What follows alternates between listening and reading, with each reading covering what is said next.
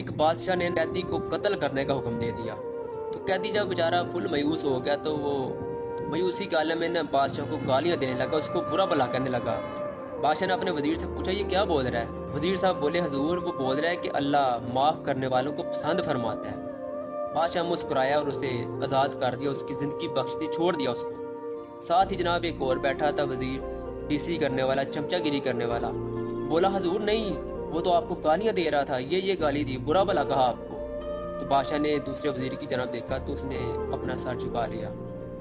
بادشاہ نے کچھ دیر سوچا اور پھر بولا کہ تمہارے اس فتنہ انگیز سچ سے اس کا وہ جو جھوٹ ہے نیکی پھیلانے والا، جان بچانے والا، وہ لاکھ درجے بہتر۔ اسی لیے وہ بانو قدسیہ یا اشفاق احمد صاحب کہتے ہیں کہ اگر آپ نے سچ بولنا ہے نا تو اپنے بارے میں بولیں، دوسروں کے بارے میں سچ بول کے دوسروں کی زندگی عذاب نہ بنائیں۔